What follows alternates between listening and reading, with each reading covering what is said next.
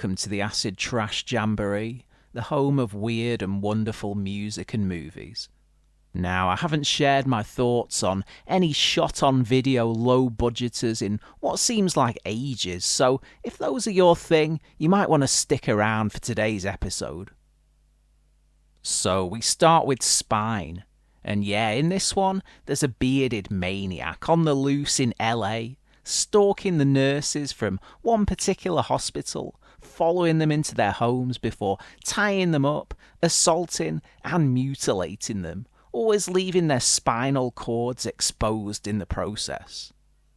When a young brunette by the name of Leah comes into town, she calls up her old acquaintance Carrie to ask if she can stay at her place.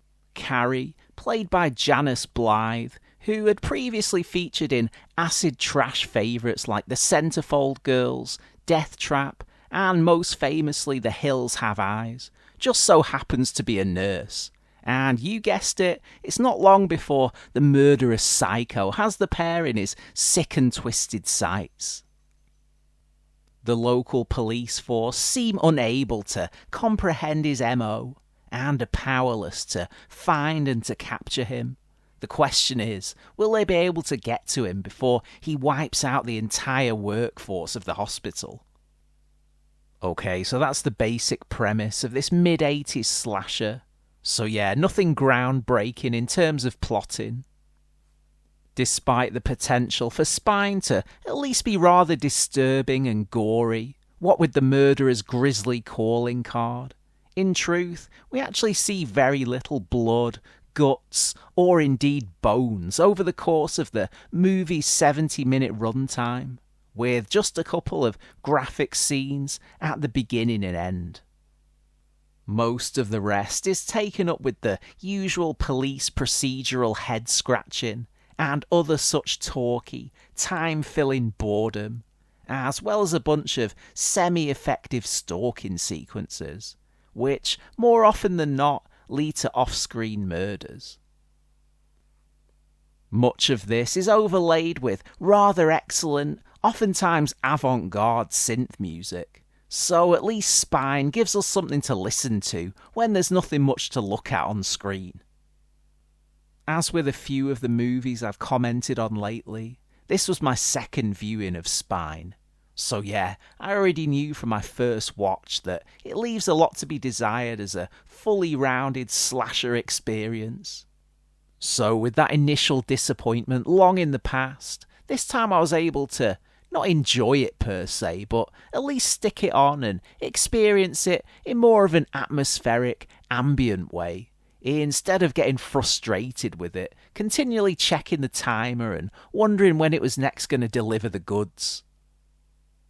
And whilst it'll never be a favourite of mine, strangely, I found it a touch less of a slog second time around.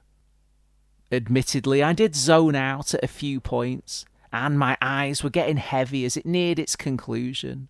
But yeah, somehow, Spine has done the unthinkable and gone up slightly in my estimations. Quite whether it's done enough to keep it off the sales pile is another matter.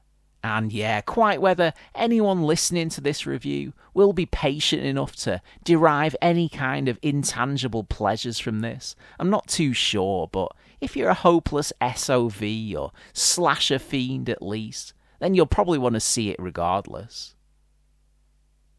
Okay, so next up we have Bloodhunter, and this one concerns an ancient Russian vampire known as Victor, who's taken up residence in Kentucky, USA of all places, where he does night work at a garage, fixing up cars. Despite his strange behaviour and somewhat ghoulish complexion, he somehow managed to fit in and get along with the locals, the law-abiding ones at least. Yeah, in order to not only appease his unquenchable thirst for blood, but to rid the town of undesirables too. Victor is forever on the lookout for no-good criminal scumbags to off, first breaking their necks, then draining them of the red stuff. His killing spree doesn't go unnoticed though. Before long, the town's sheriff, Ben Taylor, is sniffing about in search of the perpetrator.